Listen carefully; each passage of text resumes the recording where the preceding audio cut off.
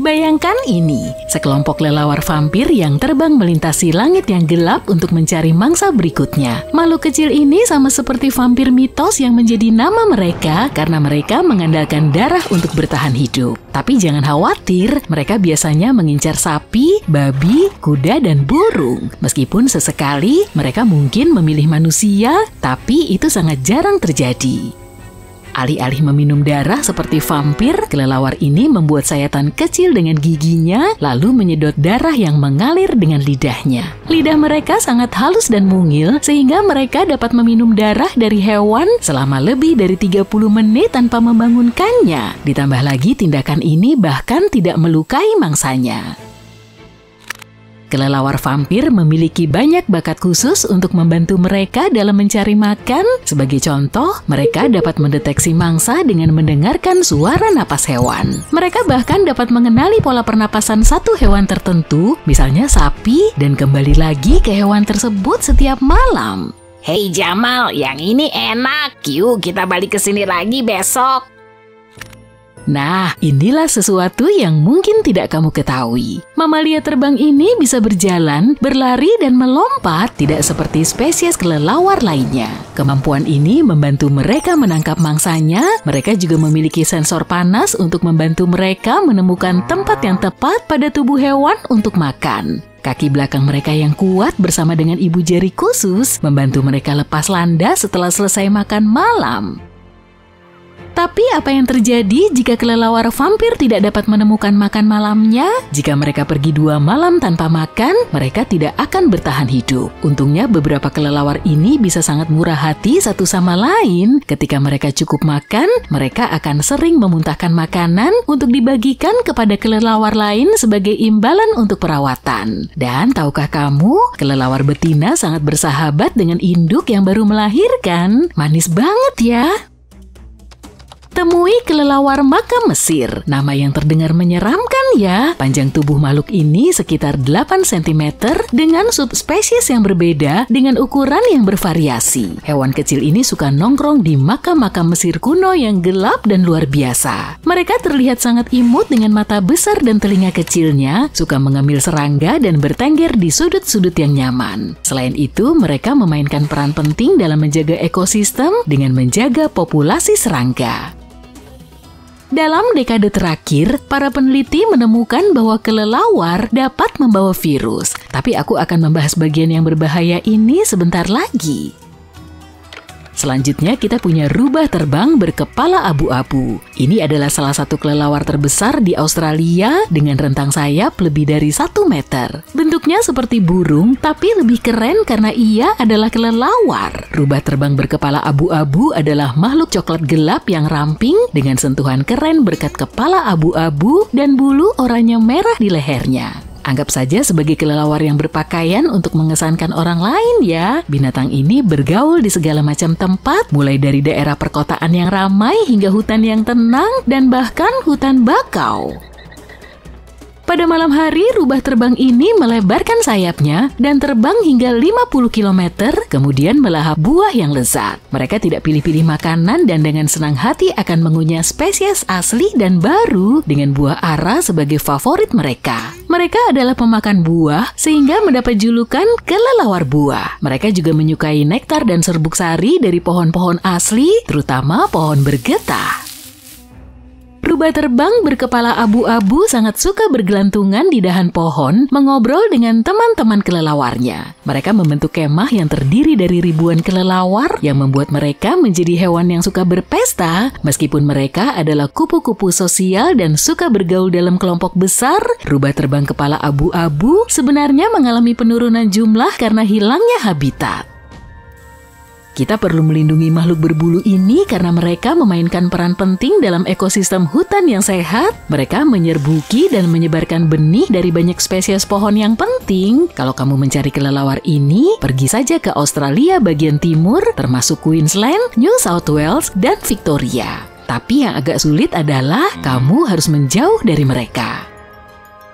Ada lebih dari 1.200 spesies kelelawar di planet kita. Sekarang, yuk kita lihat kelelawar bumblebee. Kelelawar ini juga disebut kelelawar moncong babi karena ahli biologi bernama Kitty Tonglongya yang menemukannya. Makhluk ini adalah salah satu mamalia terkecil di dunia. Beratnya kurang dari 1 sen dan bisa muat di jarimu. Kamu hanya dapat menemukannya di Thailand dan Myanmar. Kelelawar adalah makhluk yang mengagumkan, tapi kita hadapi aja deh, mereka juga dapat membawa beberapa penyakit. Yuk kita mulai dengan rabies. Kelelawar sebenarnya adalah hewan penular rabies yang paling umum di Amerika Serikat. Kalau kamu menemukan kelelawar di rumahmu, cobalah untuk menangkapnya untuk diuji. Memang itu tidak akan mudah karena mereka terbang di sekitar rumah secara acak seperti tidak ada hari esok. Tapi jika kamu menangkapnya, kamu bisa menentukan apakah kamu perlu mendapatkan vaksinasi rabies atau tidak. Untuk mengusir kelelawar dari rumahmu, kamu bisa melakukan beberapa langkah sederhana. Tutup semua lubang yang bisa mereka gunakan untuk menyelinap masuk. Kamu juga dapat menggunakan terpal plastik bening atau jaring burung untuk membantu kelelawar menemukan rumah baru di luar rumahmu. Dan ingat, selalu ikuti peraturan dan hukum setempat tentang pemindahan kelelawar karena beberapa di antaranya terancam punah dan membutuhkan perawatan khusus.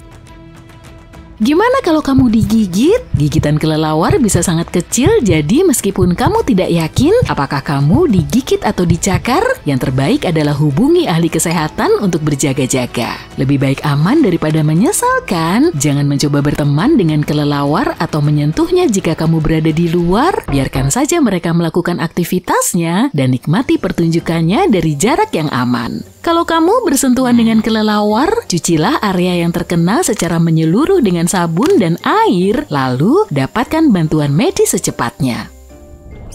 Satu hal yang perlu diingat adalah hanya orang yang terlatih dan divaksinasi yang boleh menangani kelelawar. Jadi kecuali kamu memiliki kualifikasi tersebut, sebaiknya hindari menangani makhluk kecil ini sama sekali. Kalau kamu menemukan kelelawar atau rubah terbang yang terluka, tahan deh keinginan kamu untuk jadi pahlawan dan tolonglah hewan tersebut. Sekarang, yuk kita bahas tentang penyakit yang dibawa kelelawar. Salah satu yang paling terkenal adalah Lyssavirus, kelelawar Australia. Virus ini menyebar melalui kontak dengan air liur kelelawar yang terinfeksi yang dapat terjadi melalui gigitan, cakaran, atau bersentuhan dengan selaput lendir atau kulit yang rusak. Infeksi ini menyebabkan penyakit mirip rabies yang biasanya berakibat fatal, tapi jangan panik dulu, hanya ada 3 kasus yang terdokumentasi yang menyerang manusia yang semuanya terjadi di Queensland. Untuk menghindari penyakit ini, ingatlah 3 langkah sederhana ini. Jangan memegang kelelawar kecuali kamu terlatih, sudah divaksinasi, dan mengenakan perlengkapan yang sesuai. Cuci gigitan atau luka goresan dari kelelawar dengan sabun dan air setidaknya selama 15 menit, lalu oleskan antiseptik antiviral dan cari pertolongan medis vaksinasi rabies dalam waktu 48 jam setelah terpapar. Virus lain yang perlu diwaspadai adalah virus Hendra yang dapat ditularkan ke manusia melalui kontak dekat dengan cairan tubuh kuda yang terinfeksi. Inang alami untuk virus ini adalah rubah terbang, tetapi tidak ada bukti bahwa virus ini dapat menyebar secara langsung dari kelelawar ke manusia. Terakhir, yuk kita bahas tentang tangki air hujan. Meskipun konsumsi air hujan relatif aman, mengelola resiko yang terkait dengan penggunaan tangki air hujan adalah penting, terutama kalau kamu memiliki sistem kekebalan tubuh yang lemah. Virus yang berhubungan dengan kelelawar tidak dapat ditularkan dari minum atau menggunakan air dari tangki air hujan. Bagi rumah tangga yang menggunakan air hujan untuk menyiapkan makanan dan minum, risiko tertular penyakit pencernaan dari kelelawar tidak berbeda dengan tertular dari hewan lain termasuk burung. Hewan peliharaan juga harus dilindungi, memvaksinasi mereka terhadap rabies, dan menjaga mereka dengan tali pengikat di tempat umum untuk mencegah kontak dengan satwa liar yang sakit, dan ini akan sangat membantu. Kalau hewan peliharaanmu pernah bersentuhan dengan kelelawar, dia harus segera menerima vaksin penguat rabies dan dites rabies untuk menentukan apakah perlu dikarantina. Tapi jangan panggil polisi kalau kamu lihat Batman ya, dia jenis kelelawar yang berbeda.